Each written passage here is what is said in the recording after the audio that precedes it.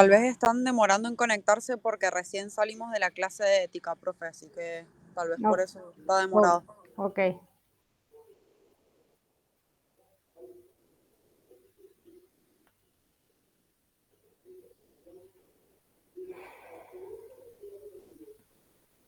Esperamos un ratitito a ver si se conectan más, 2 minutitos más. Mientras tanto podemos ir comentando cómo les fue con la observación que tenían que hacer en los hospitales.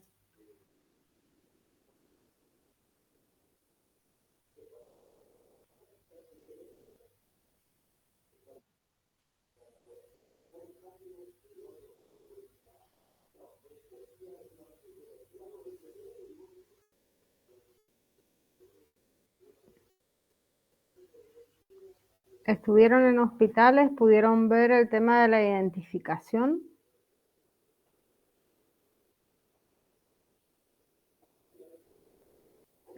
Sí, profe, por ejemplo, en el hospital donde estoy yo, que es el Parisien, Sí. el de Maipú, identifican los identifican como por número de habitación y cama 1, cama 2. Uh-huh. No por el Pero en la nombre. pizarra tienen el apellido. Decís que, por ejemplo, en el pase dicen paciente de tal habitación, cama 1, cama 2. Y a nosotros cuando nos dicen vayan a ver a tal paciente no nos dicen el nombre, nos dicen, o cuando hablan entre ellos dicen el paciente de tal habitación, Uh-huh. No el y nombre. Bien. claro. Pero Pero, pero en la anotación, por ejemplo, en la pizarra, está el apellido y está por qué ingresó y el número de habitación. pero ¿se acuerdan cuáles eran para identificar inequívocamente a las personas necesitábamos al menos 3 identificadores? ¿Se acuerdan Y el cuáles DNI, eran? El DNI, ¿qué otra cosa? el nombre y el apellido. Sí. Y la Y fecha de nacimiento o claro, el nombre y el apellido, la historia clínica y la fecha de nacimiento. Esos son el conjunto que deberíamos usar. Ahora, ¿pudiste observar si usan pulsera identificatoria los pacientes? no, en los que yo vi no tenían pulseras. No tenían. ¿En qué sala estuviste? ¿En No, clínica? ¿En en clínica, cirugía? en clínica. Uh-huh. Pero no he visto ninguno con pulsera. Bien. ¿Alguna otra experiencia en algún otro hospital?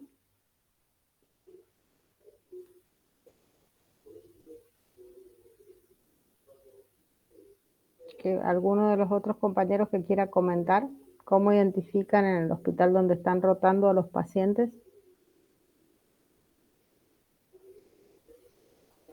Pueden escribirlo también en el chat si quieren. Profe, en el hospital acá en San Rafael también nos dicen los profesores, los doctores, sala tal, cama tal, y nosotros al hacer la historia clínica, nosotros lo identificamos al paciente. No sé si... Uh-huh. Pero no les dicen por el nombre. No. Algunos profesionales sí, pero otros por ahí ya directamente nos dicen vayan a la sala tal, cama tal, y nosotros hacemos la historia clínica y ahí nosotros preguntamos sus datos personales. Uh-huh. ¿Y han observado si los pacientes tienen pulsera identificatoria?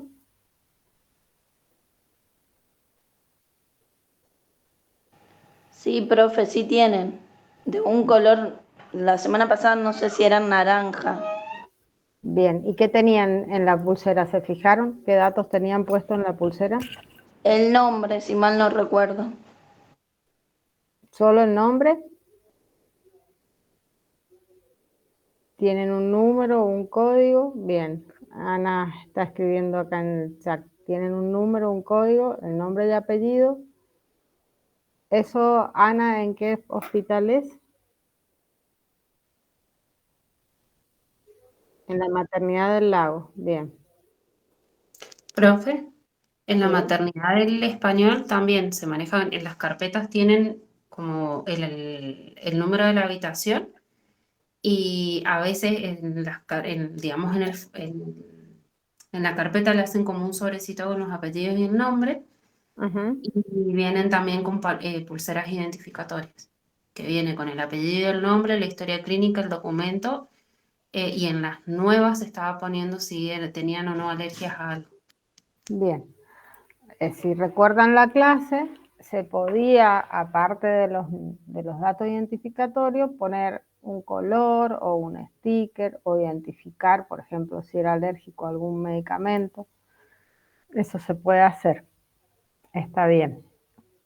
Pero la idea es que además pulseras se usen en toda la atención sanitaria y que cada vez que una persona, un personal de salud va a ir a entrar a la habitación y va a hacer algún procedimiento con el paciente, corrobore que los datos que tiene la pulsera son los datos del paciente que él busca, ¿no es cierto? Entonces, por ejemplo, si ustedes los mandan a que vean un paciente que se llama Juan Pérez, a la habitación 3, cama 2, cuando ustedes llegan a la habitación 3, cama 2, le preguntan al paciente nombre y apellido y se fijan si en su pulsera identificatoria tiene ese nombre y apellido, y generalmente se le pone algún otro dato que el paciente pueda corroborar, como es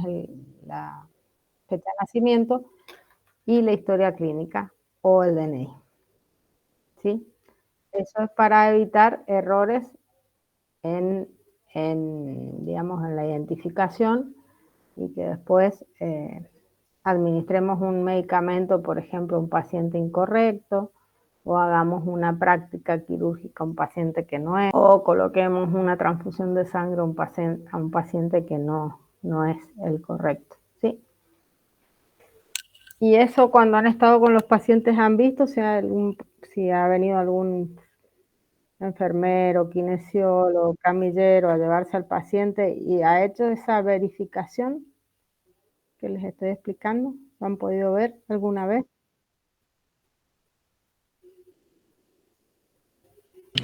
Yo he visto que directamente se lo llevan por el número de cama. O sea, por ejemplo, un camillero dice la 505-3 y se lo llevan directamente. No he visto que le hayan preguntado al paciente, ¿sos tal o cual persona?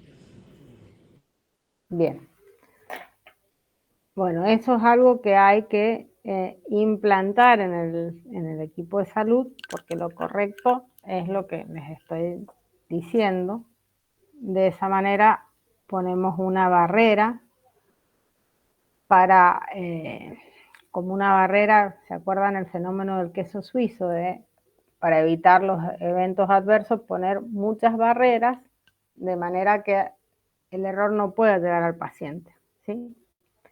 Y que cuando los errores sistémicos se alinean, el error puede llegar al paciente, como en el queso suizo, todos los agujeritos del queso se ponen en fila, digamos, y podemos dañar al paciente. Sin embargo, si nosotros vamos haciendo todas estas verificaciones intermedias, es muy posible de que no tengamos estos eventos adversos, ¿sí?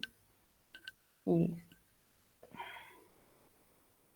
han leído a veces, por ejemplo, situaciones en los diarios ridículas como que le cambian el niño a una madre, ridículas y terribles, porque eso es terrible. Imagínense cambiarle el hijo a una madre por una identificación incorrecta. Por eso es muy importante la identificación del binomio y corroborar bien los datos del binomio mamá e hijo para, digamos, asegurar que digamos que los niños de la NEO se van a ir. Vamos a intentar entonces comenzar la clase de hoy. Esta sería nuestra sexta clase.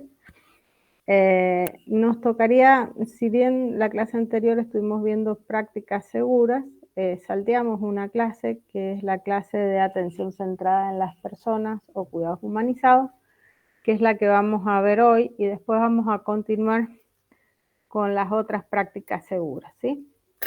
Entonces voy a tratar de compartir la pantalla.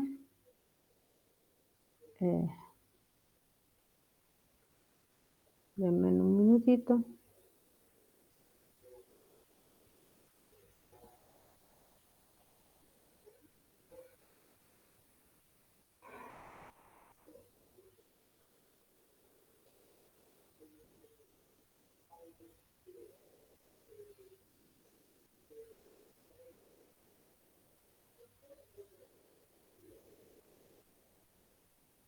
¿Están viendo mi pantalla?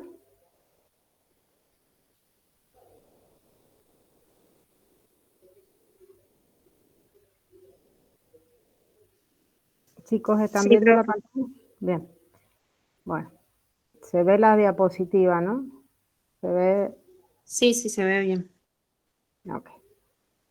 Bueno, yo dejo de verlos, así que cualquier cosa me avisan, ¿sí?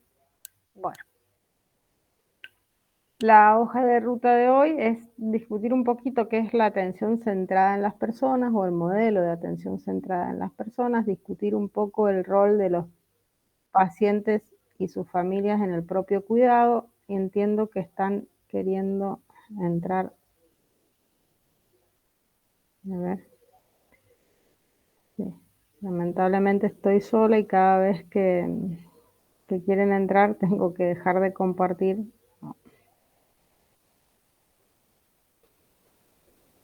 Bueno, vamos de vuelta.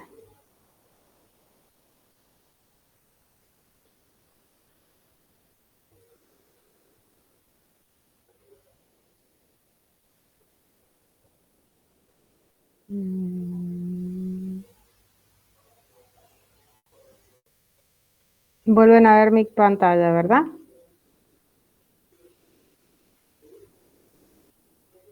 Sí, profe. Sí, profe. Bien, gracias. Ahora entonces, como les decía, discutir un poquito cuál es el rol de los pacientes y las familias en el propio cuidado y el concepto de cuidados humanizados. Discutir un poco la diferencia entre atención centrada en el paciente con atención centrada en las personas y ver cuáles son los paradigmas conceptuales que están detrás de estos conceptos. Bueno, ¿cómo definimos a la atención centrada en las personas?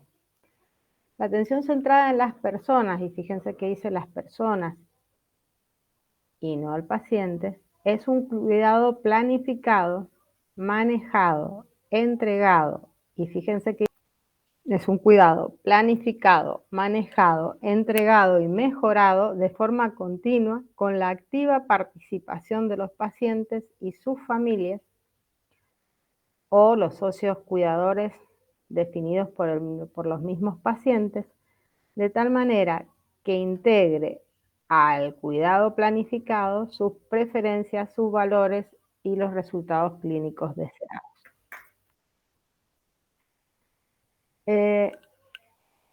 Entender, ¿para ustedes la salud es un servicio o un producto? A ver qué les parece. Debería ser un servicio, pero muchas veces es un producto. Bien, ¿y qué está detrás de esa lógica de servicio-producto? ¿Cuál es la diferencia entre un servicio y un producto? Y que el servicio busca el bien de la persona y el producto busca el bien financiero. Bueno,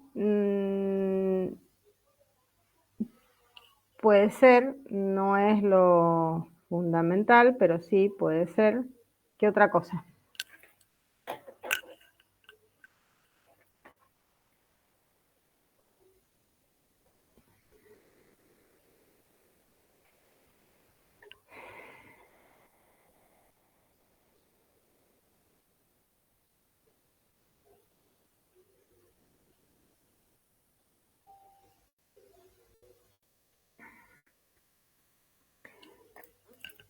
El producto es algo que... A ver, tengo que admitir a todo. Con una lógica de diseño que no tiene que ver, que digamos que se piensa y se da sin la participación del usuario. Sin embargo, el servicio es algo en donde es muy importante la opinión del usuario, sus necesidades, cuando se piensa desde el diseño, modelo hegemónico médico que tenemos, pensamos la salud desde los proveedores de salud, desde el equipo médico, y diseñamos los procesos teniendo en cuenta las necesidades que tiene el equipo médico y no el paciente. Por ejemplo, los turnos tienen que ver con la disponibilidad que tiene el equipo de salud para atenderlos y no si el paciente puede venir a un horario u otro. En general, no se tiene mucho en cuenta esto cuando se diseña. En algunos sectores sí, pero en la mayoría de los sectores no, ¿no? Entonces, es importante volver a replantear y volver a pensar a la salud desde una óptica más desde un servicio en la cual ese servicio tenga en cuenta las expectativas de las personas.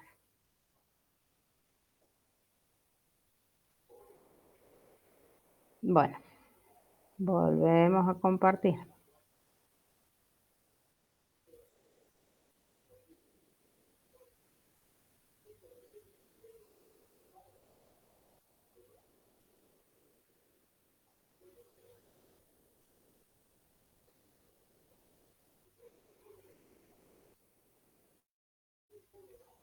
Ahí están viendo, ¿no? Sí, profe.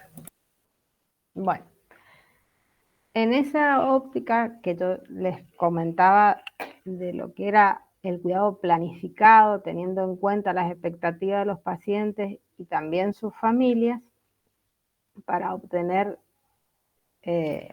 resultados deseados, hablamos del codiseño de la atención junto con los pacientes y las familias.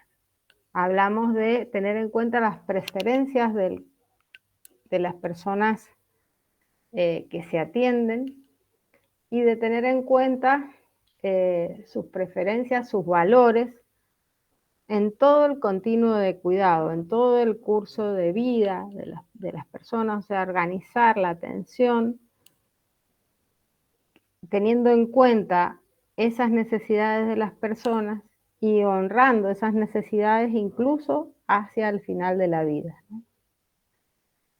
Esto puede diseñarse a través de mejoras de programas para mejorar el compromiso de quienes toman las decisiones en forma compartida con los pacientes para brindar también un cuidado más compasivo y empático. Estos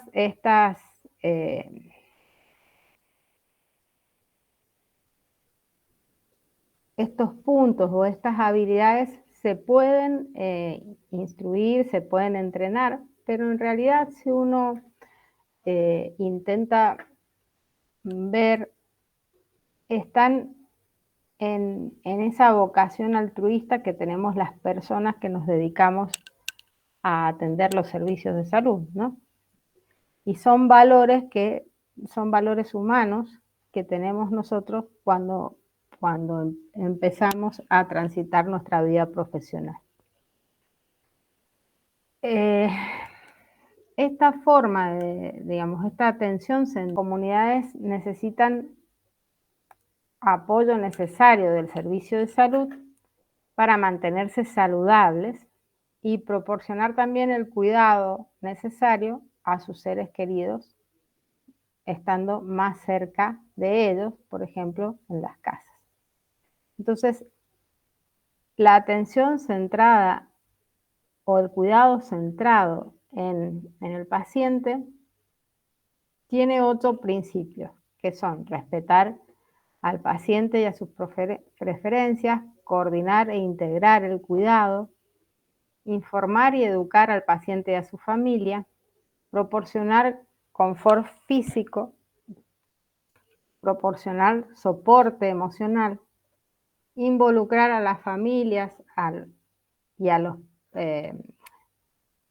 los amigos de los pacientes en su cuidado, digamos, tener una continuidad o asegurar la continuidad y la transición del cuidado cuando el paciente sale del hospital hacia, por ejemplo, un centro de atención primaria o hacia su domicilio, y proporcionar un acceso sin barreras al cuidado. En base a estos principios, podemos estructurar la atención centrada en el paciente, siempre teniendo en cuenta la comprensión y el respeto de los valores y las preferencias y las necesidades expresadas por las personas. El cuidado humanizado intenta empatizar con las necesidades del paciente, ¿no? Y de su familia.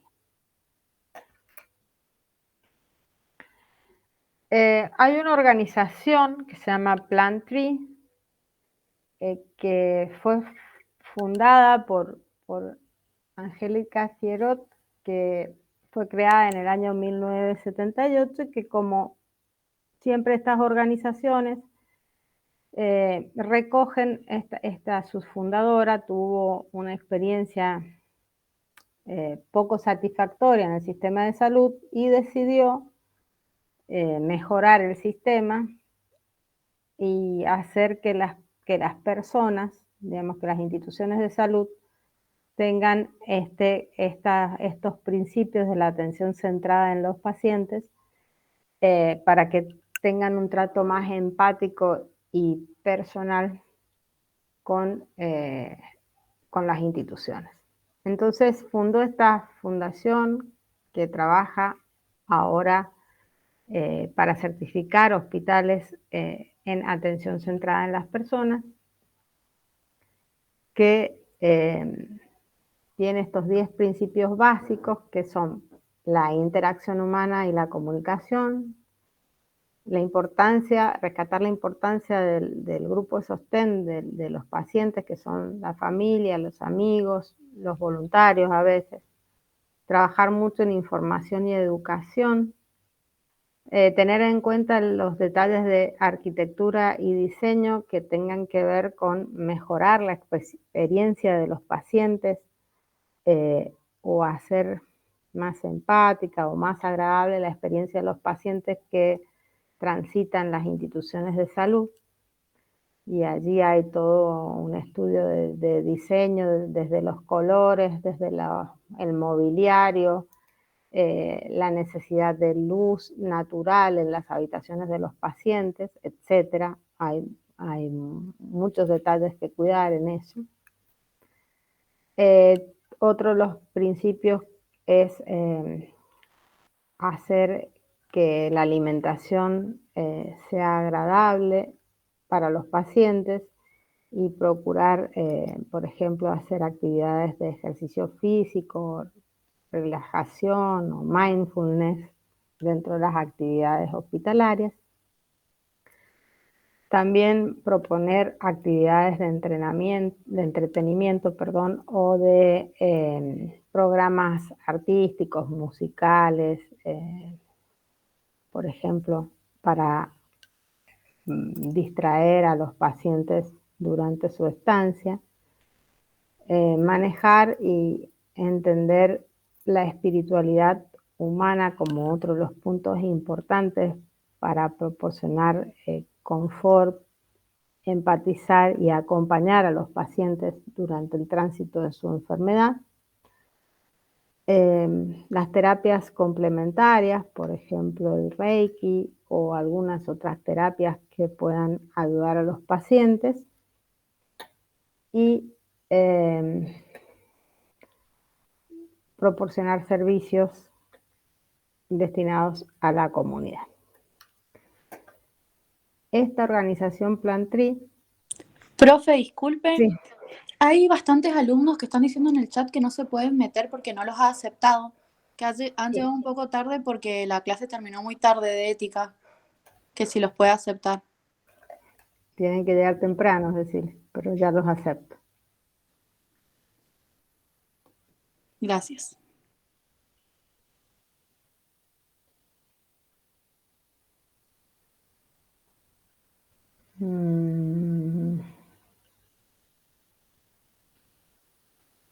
Gracias.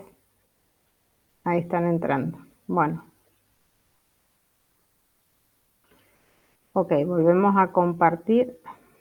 Denme un minutito.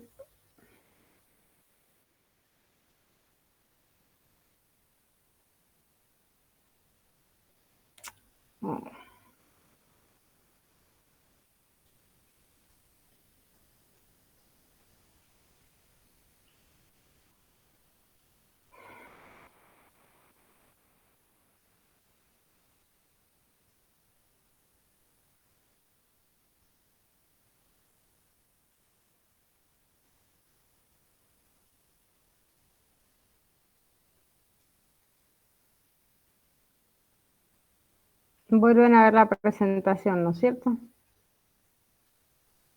Sí, profe. Bueno, esta organización ayuda a los hospitales a desarrollar todos estos puntos y después también hay varios hospitales en el mundo que tienen esta modalidad de atención, como por ejemplo el Hospital Albert Einstein en Brasil, la Fundación Bogotá en Colombia y muchos otros hospitales en donde todos estos puntos son parte del quehacer de la institución.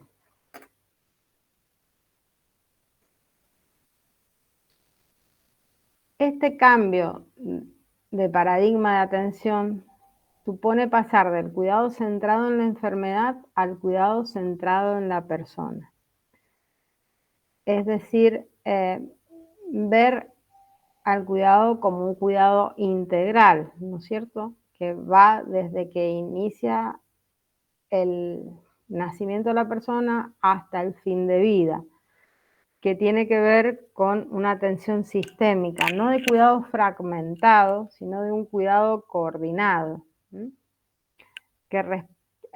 Un cuidado que pasa del cuidado autónomo, es decir, del cuidado del paciente con el médico en un consultorio autónomo, al cuidado que tiene que ver con el trabajo en equipo, en donde se integran las miradas no solo de la medicina, sino de la enfermería, de la kinesiología, de la asistencia social, para dar un cuidado más integrado, ¿no? Un cuidado en donde estábamos acostumbrados a que el paciente era un sujeto pasivo, en donde el médico era quien dirigía y decidía cuáles eran las necesidades del paciente y cuáles eran las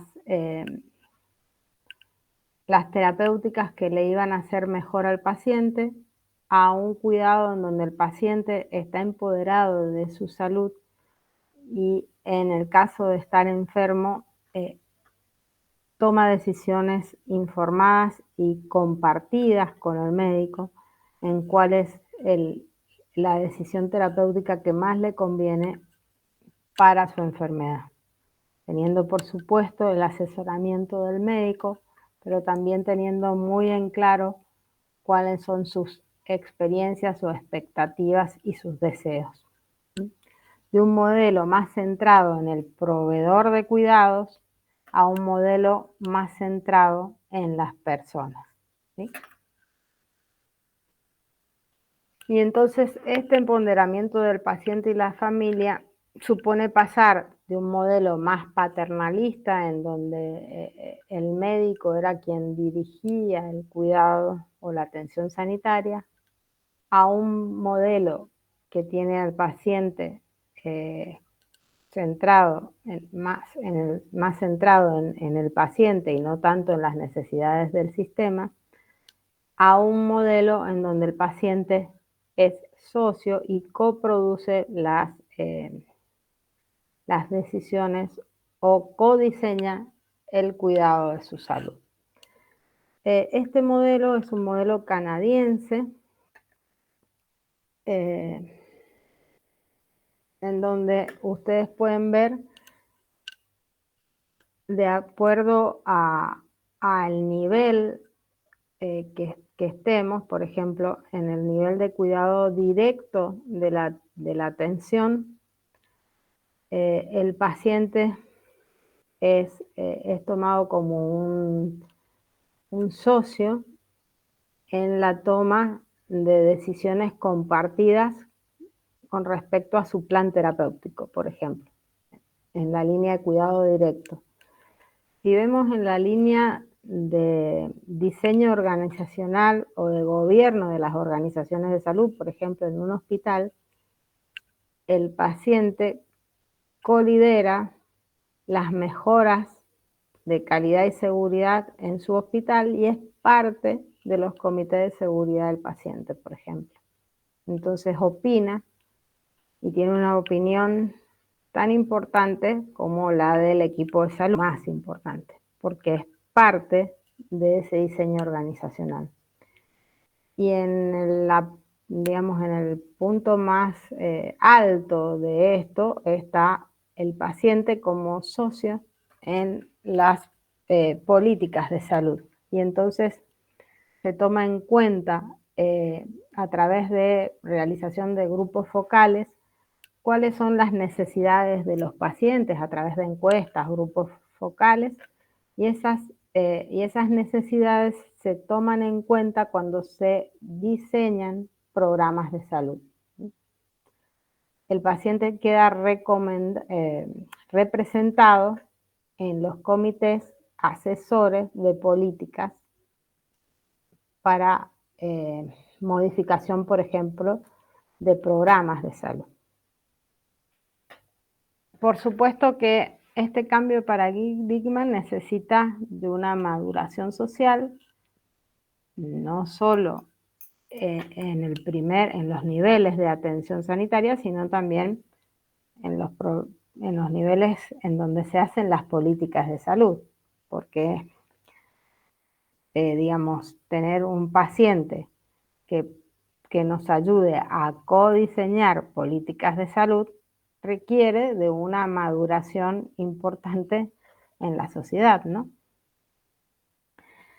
Pero es esto de entender que del modelo de enfermedad y de medicina basada en la enfermedad, o sea, qué es la enfermedad que el paciente tiene, pasamos al modelo de la medicina basada en las necesidades de las personas.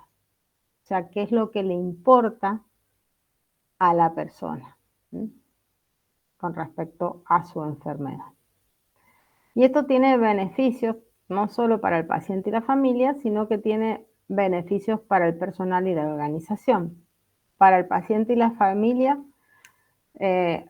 seguramente va a tener resultados de salud más positivos y una mejor calidad de vida. Vamos a tener mayor seguridad clínica en el paciente. Vamos a tener una real participación de los pacientes y las familias, un mayor autocuidado de los pacientes y una mejora en las transiciones en el cuidado. O sea, cuando el paciente se vaya de la terapia intensiva a, por ejemplo, a una sala común o de la sala común a su casa. Probablemente haya reducción en las readmisiones y se mejore la experiencia de los pacientes. Para el personal y la organización, el personal seguramente va a sentirse más satisfecho en el trabajo porque está, digamos, poniendo en práctica valores del humanismo médico que llenan el alma y el corazón de las personas que trabajamos en el sistema de salud. ¿Sí? Seguramente va a tener menor estrés laboral y burnout. Probablemente esa institución que abrace este modelo tenga mayor retención de los empleados y no haya tanto recambio de los empleados, y por supuesto tenga reducción en los costos hospitalarios y una mejor reputación.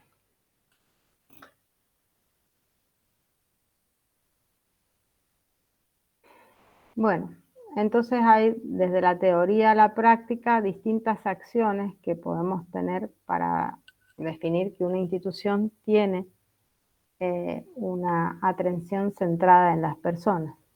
La teoría dice que necesitamos tener participación de los pacientes y en la práctica esto lo podemos ver si el hospital personaliza el cuidado, tiene en cuenta las preferencias de los pacientes y su cultura, si tiene, por ejemplo, un consejo asesor, un comité asesor o grupos de enfoque con pacientes, ¿sí? En la teoría dice que vamos a tener que empoderar y ayudar al personal, y esto lo podemos ver a través de equipos interdisciplinarios que participan en la toma de decisiones y en el cuidado a los cuidadores de los pacientes. La teoría dice que involucrar a las familias es importante para abrazar los principios de la atención centrada a las personas, y entonces las familias las tenemos que ver como aliados en el cuidado. Incluso podemos tener un comité asesor de pacientes y familias y visitas dirigidas hacia los pacientes. Como teoría decimos que es necesario la activación de los pacientes, es decir, empoderarlos y hacerlos dueños del cuidado de su salud.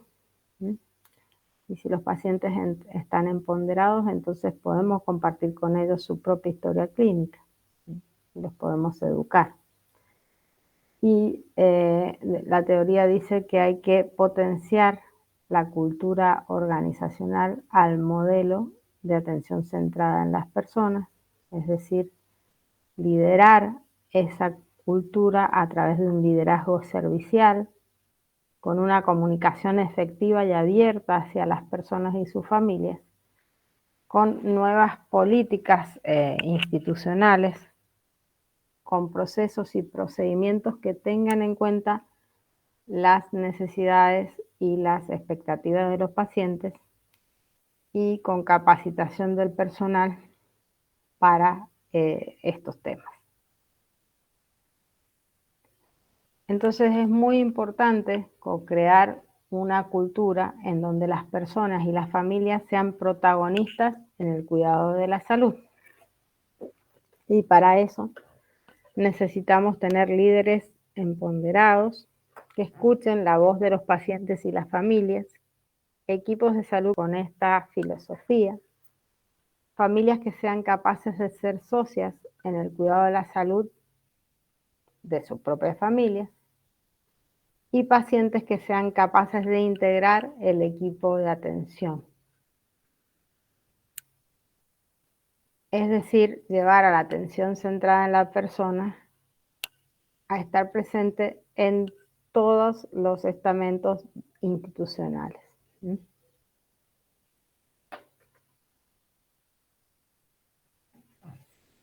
Bueno, y la mejora de la calidad tiene distintos escalones en el sistema de salud. Entonces, por ejemplo, tenemos la calidad 1.0, en donde nos preocupamos por el desarrollo de estándares de cuidados, por las certificaciones y las guías o prácticas de cuidado o guías de práctica clínica, y tener los servicios certificados. La calidad 2.0 tiene que ver con tener sistemas o visión sistémica de los procesos de salud o enfermedad, ser confiables y mantener una buena performance en el sistema de salud. Y la calidad 3.0 habla de la coproducción en el sistema de salud. Entender que la salud es un servicio, que el paciente es el dueño de su propia salud, y poder coproducir con las personas dentro del sistema de salud un cuidado que tenga que ver con las necesidades de las personas enfermas, pero también de las familias que los acompañan,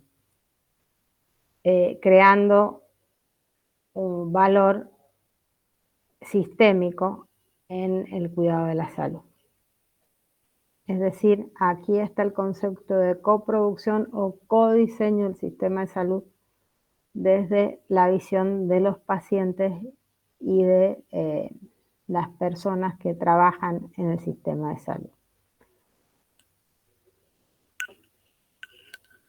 Hay distintos modelos conceptuales en esto de guiar el camino hacia una atención centrada en las personas, y este es el modelo de Bataldem, que empieza a hablar de esto en mejora de la calidad y la seguridad en el año 2016, en donde ustedes ven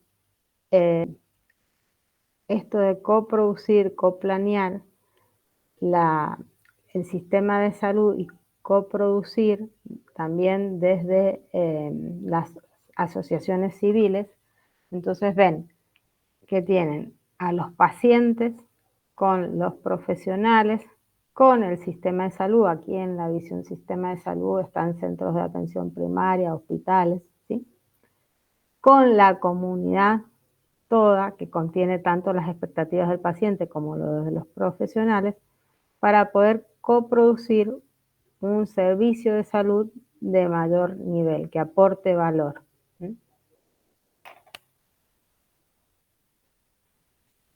Peter Lachman y Paul Bataldem, después de el COVID y de la pandemia COVID, dan forma a este modelo multidimensional en donde, además del cuidado centrado en las personas, tienen en cuenta a las familias de las personas y a los constructos de la calidad que tienen que ver con un cuidado que tiene que ser accesible en tiempo y forma, eficiente, efectivo, seguro, que tiene que ver con ser sustentable, equitativo, sustentable y, digamos, y eco-friendly, y que en el centro del cuidado se respete la dignidad de las personas, que sea un cuidado holístico, integral, que tenga como valor fundamental la compasión y el humanismo, y en donde se haga partícipe o socio o coproductor al paciente. Y fíjense que rodeando este modelo multidimensional de la calidad, fíjense que necesita liderazgo resiliente y transparente. Denme un minuto porque siento que hay gente que quiere seguir ingresando.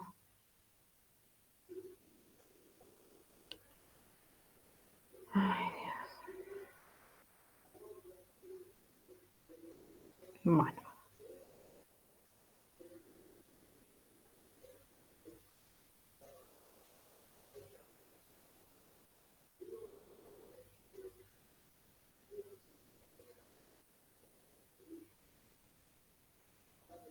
Ok. Bien, entonces este es el modelo multidimensional de cuidado que, digamos, tiene como centro los proveedores de salud, los profesionales y los pacientes, coproduciendo valor en la atención de las personas.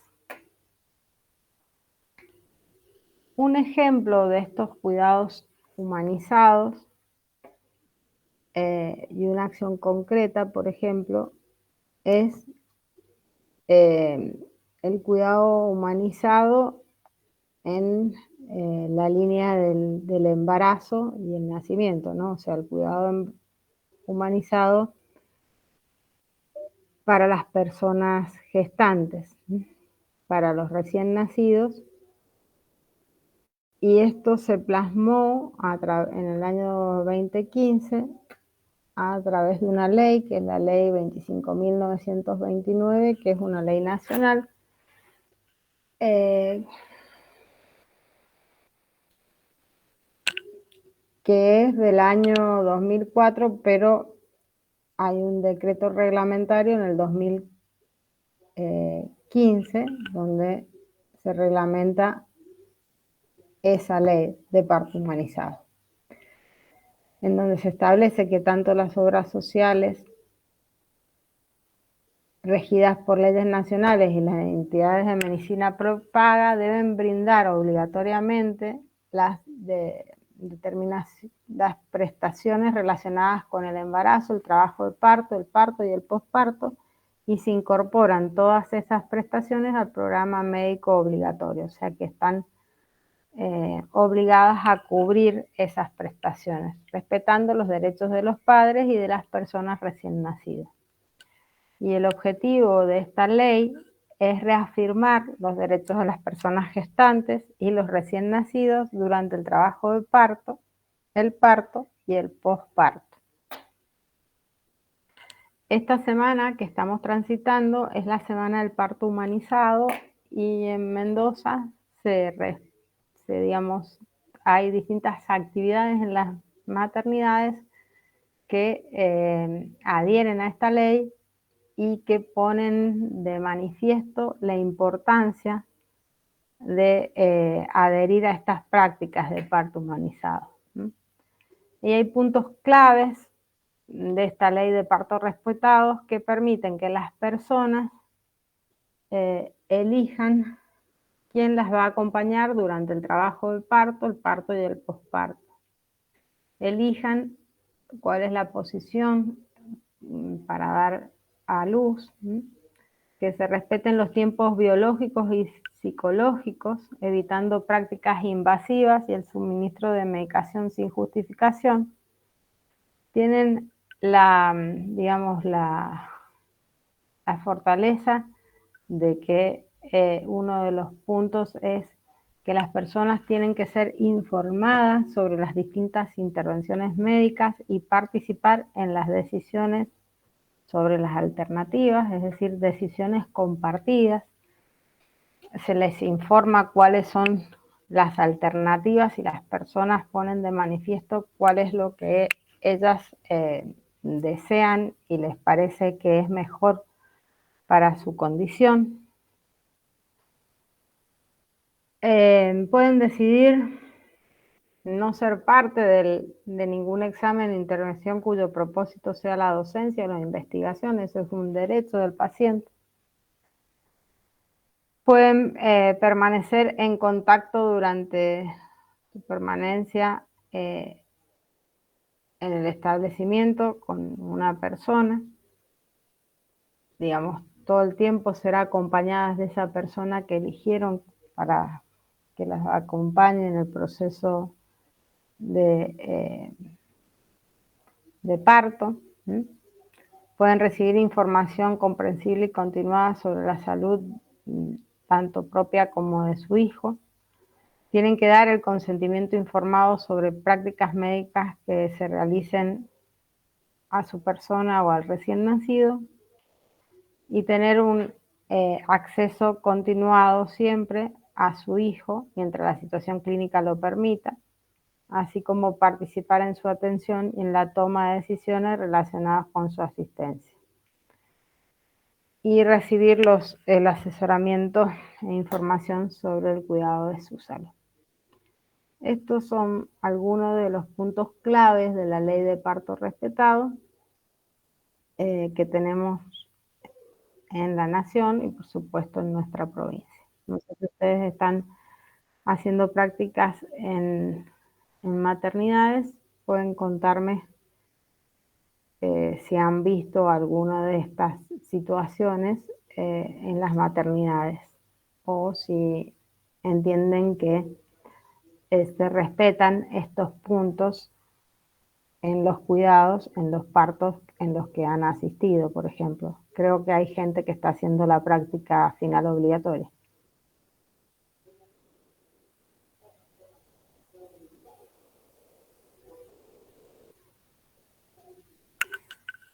¿Hay alguno que quiera dar alguna opinión o algún comentario sobre estos puntos?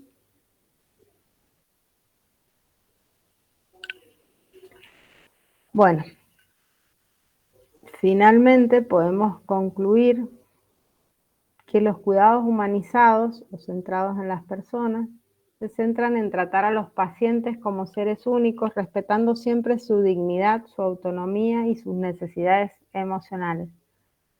Para ello es muy importante que desarrollemos, el equipo de salud, una comunicación empática que la debemos desarrollar desde que nos estamos formando como profesionales, y por eso es importante todo este tipo de reflexiones que hacemos en estas y otras materias. La comunicación, como decimos, es importante que sea empática y efectiva, reconociendo al paciente siempre como un socio en su propio proceso de atención. Es fundamental que las instituciones de salud abracen esto como una filosofía y promuevan prácticas humanizadas en su cultura organizacional, que se inserten, como vimos, en la cultura de la organización, priorizando siempre el bienestar y la dignidad de las personas que confían en las instituciones y en los servicios de salud. Bueno, y con esto estaríamos terminando la clase de hoy. Quisiera dejar de compartir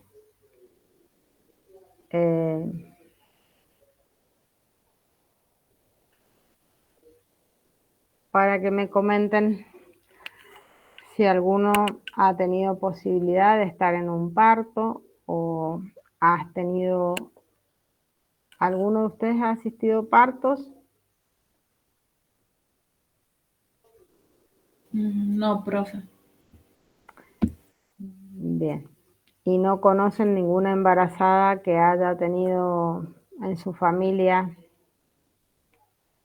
un parto para que puedan contar o ver si se cumple estos postulados del parto respetado?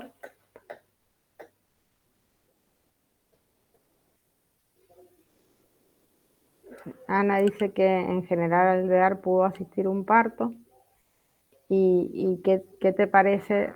¿Se cumplieron los postulados o hay algunas situaciones que no se han cumplido? Se cumplen, pero hay bastantes cosas que no se preguntan y se hacen igual.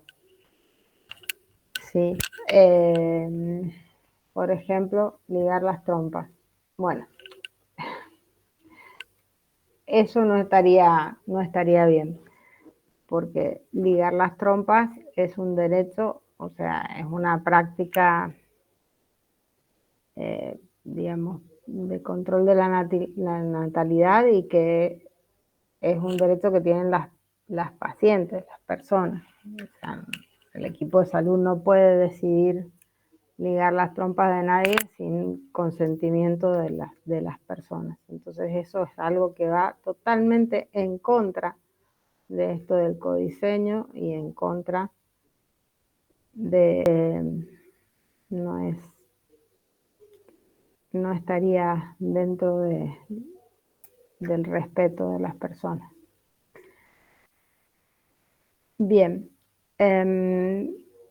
los invito a que miren un poco en su entorno, en sus amigos o en sus familias, las últimas personas que han tenido partos en el sistema de salud, y que puedan comentar en el foro qué les parece de alguna de las instituciones y si han respetado los postulados de la ley de parto respetado. También les invito a que, como estamos en esta semana recordando el parto respetado, veamos si se cumplen los postulados en nuestras instituciones y trabajemos para que se cumplan, ¿no? Desde nuestro punto de vista.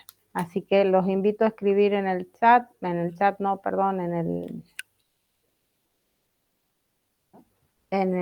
campus, a través del foro, lo que puedan investigar de estos en los lugares en donde están trabajando o cursando y de las experiencias que tengan en su familia o con sus amigos.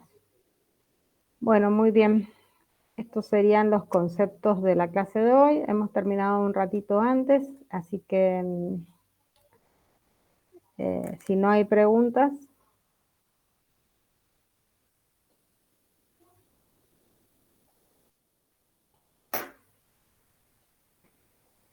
No, profe. Que no hay preguntas. Vamos a ver No, profe. si puedo mostrarles un video. Esperen un poquito y ustedes me dicen que habla de atención centrada en las personas para finalizar la clase. A ver si lo logro. Vamos a ver.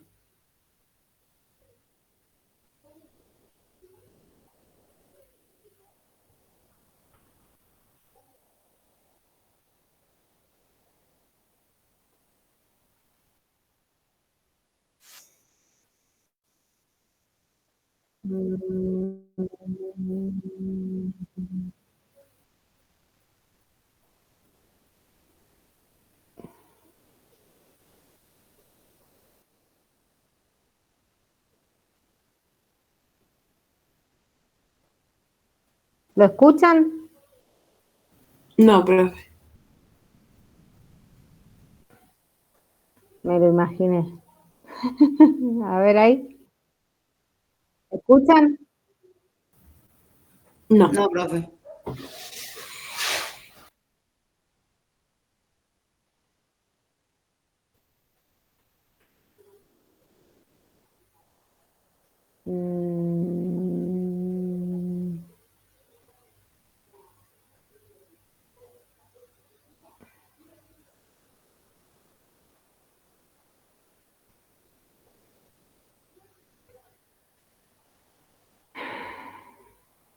Bueno, vamos a hacer una cosa. Les voy a subir el video en el campus. Es un video del Hospital El Cruce que habla del cuidado humanizado en el hospital y distintas prácticas de humanización de cuidado que se realizan.